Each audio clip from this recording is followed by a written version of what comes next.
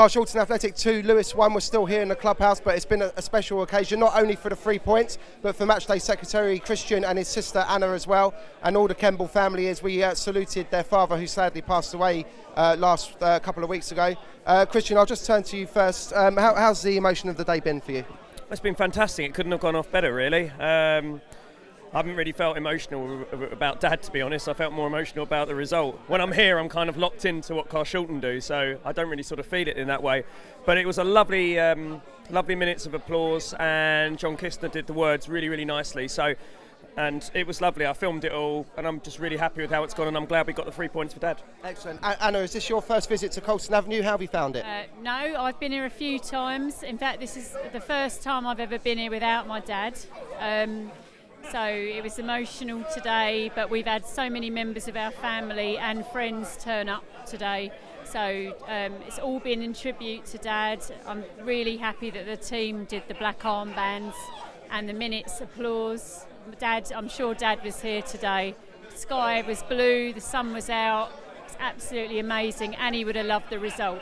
Yeah, it was a very tight game today. It looked like it had 0-0 written all over it, and then we gave away a very scrappy goal from a corner. Should have cleared it, and it looked like it was drifting to a 1-0 defeat, and then 2 great goals from Ricky towards the end totally turned it around. It was when you're at half-time like that and you've missed what looked like should be sitters, then you get that little bit of nervousness thinking if they nick one now, then what could happen, and obviously they did. And I think the disappointing thing was it was from a set piece. We defended it quite badly. We were a little bit loose. Well, I think we had chances in the first half. We were doing well, but I just don't think we were finishing them off. There were, maybe some decisions in front of goal weren't the best, and couple that with some good defending from Lewes. And obviously, Lewes scored shortly into the second half, which made us have to step up. No, it was amazing from start to finish. The first half we didn't get any goals, but you could tell we was going to get it. What did you think when Lewes scored first, though? It didn't mean anything to us, to be honest. No, it didn't faze me at all. You always had faith in the boys to come back into it and score. When we got our first goal, it gave us the confidence to get the second. When we got the second, we fought to keep the win, and we did. Yeah, I mean, the assistant coach, the goalkeeping coach at Lewes, is quite a voice over his character when he wants to be, and he shouted out, "We just let in 2 crap goals." I was not really crap, were they, mate? They were decent goals. And the first one was well created by Omar again, clever, intelligent, in the right place, knew where Ricky was.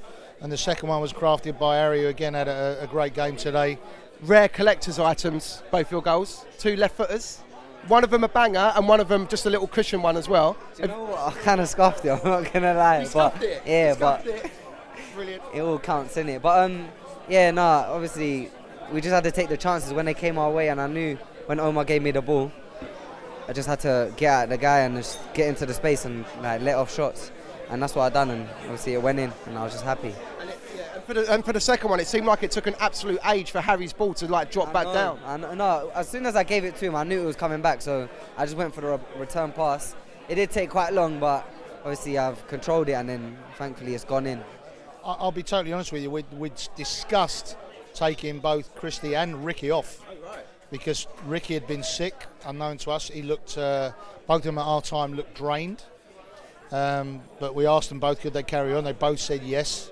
And even at the point, we took Christy off, we were still talking about taking Rick off, maybe bringing Cheeds on, pushing Mendy up to give us a different angle. But Ricky must have got wind of it. Do you know you were about that close from being dragged off at one point, according to the assistant manager? Yeah, no, he said. But obviously I've got that goal now, and I think he just said let him stay on, and hopefully he can get another one or whatever, I don't know. But it wasn't the best performance for myself today, but we knew we had to get Omar on, that was for sure, one way or another, to freshen it up. So it was about how we were going to do it, and luckily we made the right choice in the end. And also it seemed like Duds was going to come on a lot sooner than he did, because Ola picked up a bit of a knock. What happened there? Yeah, I mean, straight as soon as that happened, Pete came over and we said we're going to put Duds on, push Calvin into midfield. But then when Ola came back on the pitch, he turned around to Pete and said, no, I'm all right. And Pete being Pete has suffered that and okay then, but I wasn't sure on that. I still wanted to do it, but I'm not going to disrespect the gaffer and You know, Orola, he obviously felt he wanted to carry on, and you've got to credit him for that. He wanted to carry on fighting. We're less than 10 points outside the playoffs, but it's still quite a big ask. Do you think this squad have got it in them to get there? Yeah, I think so. Definitely need to start turning the away draws into victories. You know, we're on a decent run. Just need to keep plugging out the wins. Today was a game that could easily have gone either way. We've got the goal at the end, won it, and that's what we need to keep doing. And just finally, do you want to explain what you were doing over in Rome over the past week or so? Because I think you picked up a bit of silverware, didn't you? Yeah, I mean, after the week in Memphis with my college team, which is my full-time job until next week, ironically, I start work for Crystal Palace on the 4th of March. I'm also head coach of the English College's national side, which is chosen from sort of 300 under-18 female players around the country. So a squad of 20, we went out to Lazio. It's an organised tournament, so we played 3 regional Italian teams. The Welsh team were out there as well. We beat all the Italian teams in the group, and we beat Wales in the final. I think we scored 11, conceded 0. So I was on a high. It was a nice big trophy, as you saw in the pictures. So football came home. That's what the girls were singing, it's coming home. And I was really, really hoping I was going to come home to another winter day to top that off. And I'm pleased to say we got it.